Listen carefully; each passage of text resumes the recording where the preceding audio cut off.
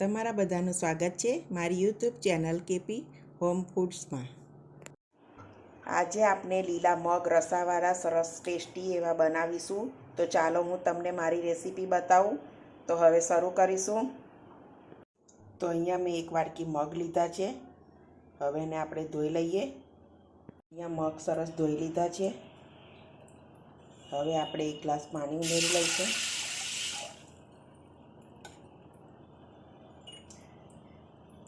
અડધી ચમચી જેટલું મીઠું।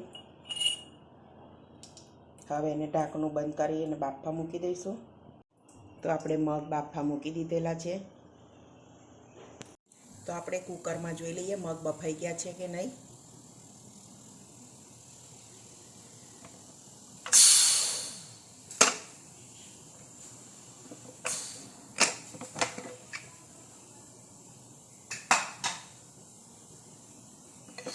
મગ સરસ બફાઈ ગયા છે, એકદમ લોચો।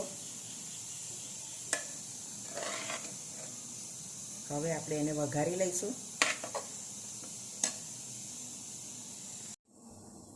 હવે કઢાઈ લઈ લીધી છે। 4 ટેબલ સ્પૂન તેલ ગરમ થવા દઈએ।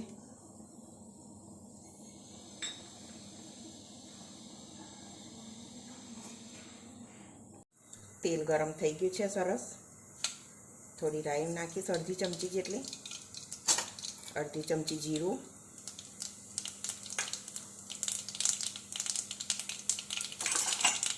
આદુ લસણની પેસ્ટ,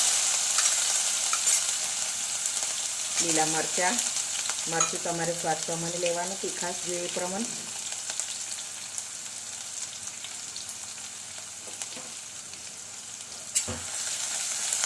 બરોબર સકડાઈ જાય એટલે ડુંગળી ઉમેરી દઈશું।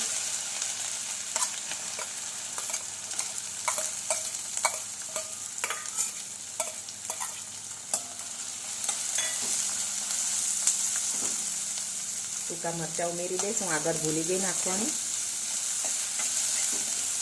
ડુંગળીને સરસ બ્રાઉન કલરની શેકી લઈશું। ડુંગળી શેકવા માટે આપણે થોડું મીઠું લઈશું।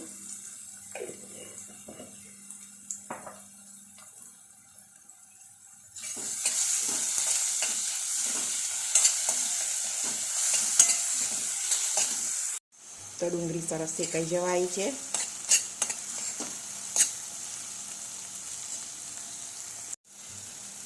હવે આપણે ટામેટાં ઉમેરી લઈશું। ટામેટાને પણ શેકી લઈશું સરસ સોફ્ટ થાય ત્યાં સુધી।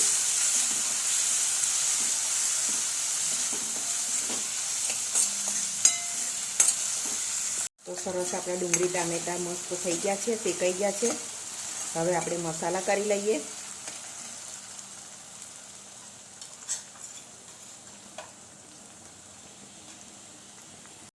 અડધી ટેબલ સ્પૂન જેટલી હળદર, 1 ટેબલ સ્પૂન જેટલું લાલ મરચું, 1 ટેબલ સ્પૂન જેટલું ધાણા જીરું, મીઠું આપણે મગના પ્રમાણમાં લેવાનું, મગમાં પણ થોડું નાખીશું।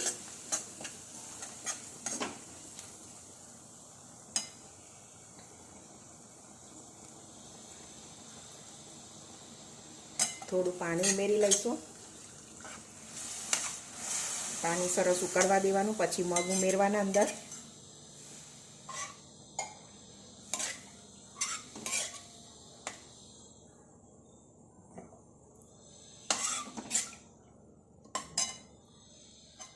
હવે મગ ઉમેરી લઈશું।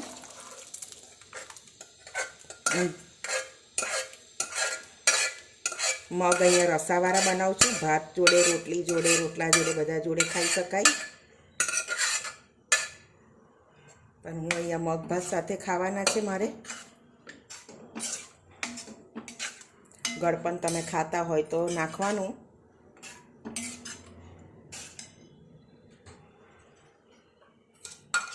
હું અહીંયા થોડી ખાંડ લઉં છું, 1 ચમચી જેટલી।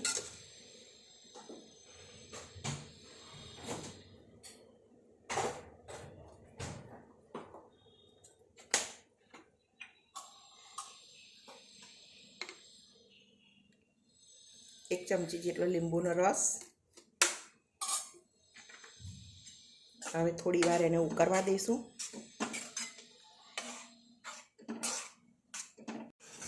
તો આપણા મગ સરસ ઉકળી ગયા છે.